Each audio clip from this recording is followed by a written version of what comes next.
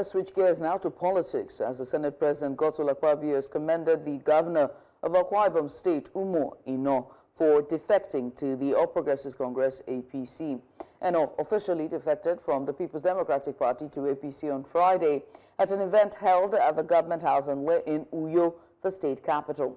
The governor defected alongside his deputy, Akon Eyakenyi, as well as members of the State Executive Council, federal and state lawmakers, and local council chairpersons. Reacting in a Facebook post on Friday, Akpabio said Eno's decision to join APC shows his commitment to the welfare of the people. The governor said the decision followed what he described as 3 months of wide consultation with stakeholders across the state.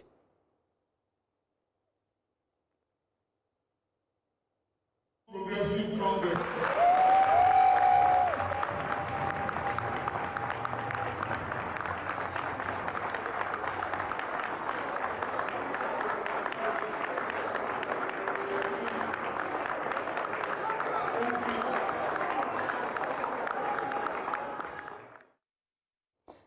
And in the meantime, the governor of Oyo State, Seyi Makinde, is advocating for a single term of 5 or 6 years for elected political office holders across all levels of government in Nigeria against the current double term of 4 years each.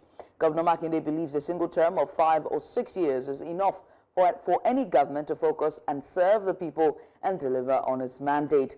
The governor made this known while hosting Muslim faithful alongside traditional rulers and political office holders in his Ikolaba private residence in Ibadan, the state capital, shortly after the Eid al-Kabir prayers. The delegation was led by the state deputy governor, Bayo Lawal.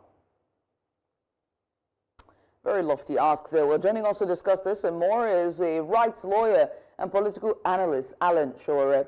Mr. Shore, it's good to have you join us. I mean, what real concern should we be worried about ahead of the 2027 with the defections of core opposition states, especially the South-South, which has been a stronghold for the opposition PDP for pretty much since 1999? Thank you for having me once again.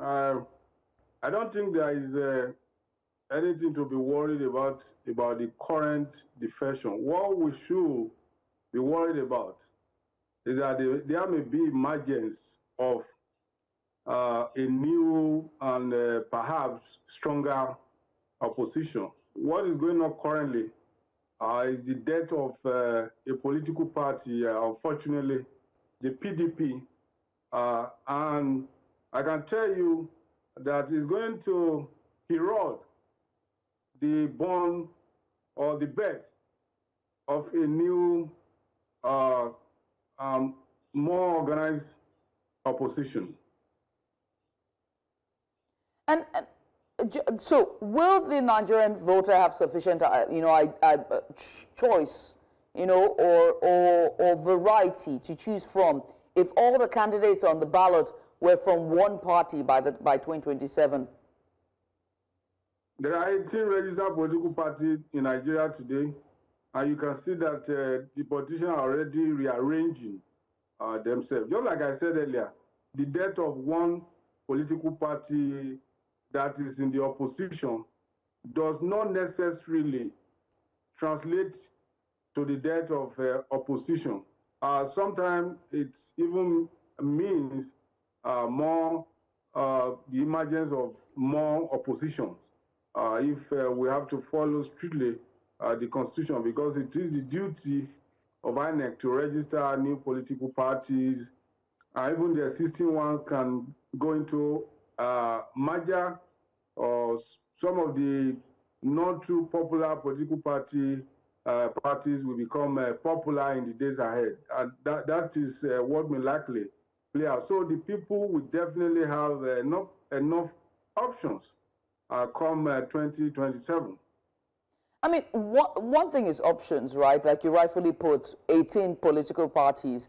One thing is options. Another is, leverage, or clout or power, if you will, to go toe-to-toe with what has now become a juggernaut, that is APC, right? If you are seeding off almost, if you're having all these defections from all the, viable opposition parties that we saw during the last election cycle, it begs to ask the question, the chance that these oppositions have.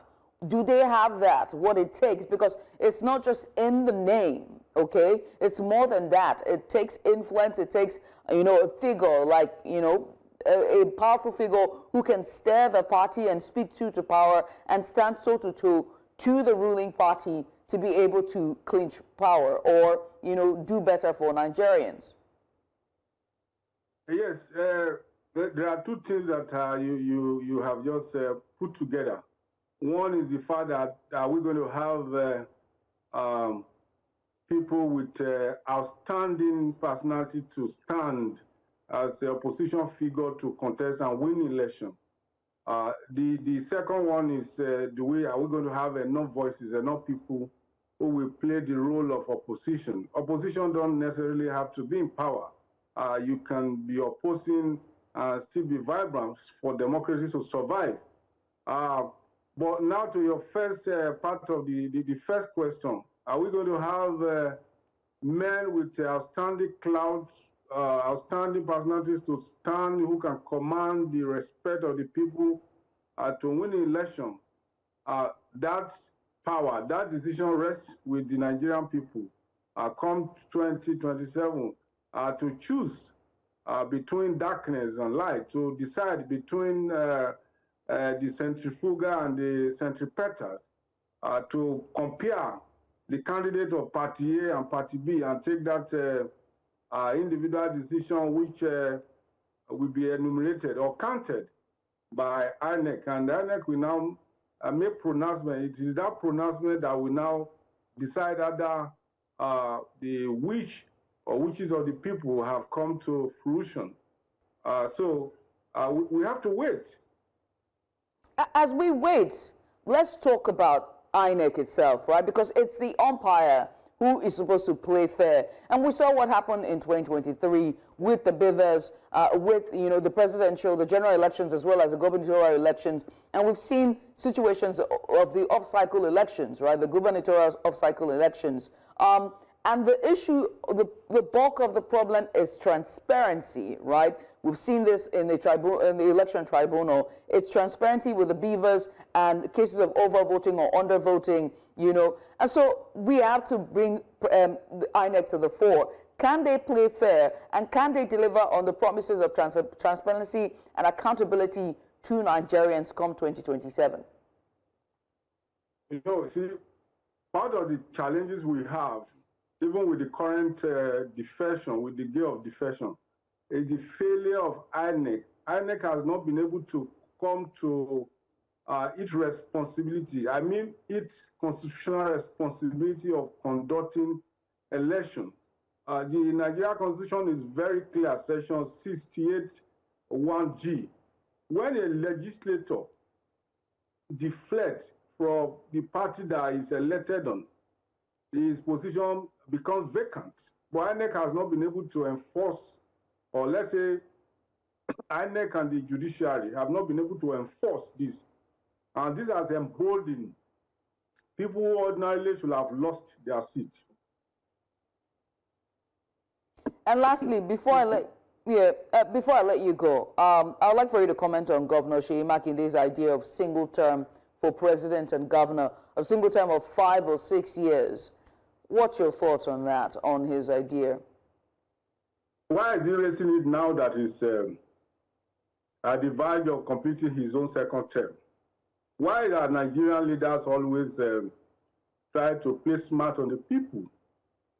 He should have raised that at the beginning of his tenure, and if there were no constitutional amendment, he should have said that, oh, 4 years, I'm going to spend 4 years and leave. So a lot of the constitutional provision that we have don't even have to be enforced. Individuals should be taking decisions. Look at what happened yesterday in Akwa Ibom.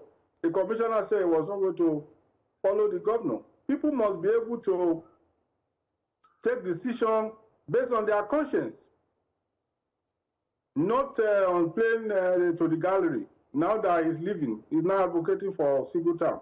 He should have rejected that. he shouldn't have contested for the second time. And he would, by now, he would be a great advocate of what he practices. Well, I mean, he didn't see the mass defection during his first. I mean, to make a case for him, he didn't see the mass defection in his first term tenure. But pretty much it's all the time we can take. Mr. Allen, I must say thank you. Alan Shore, he is a public affairs analyst joining us to give us a bit of insight on the political situation in Nigeria.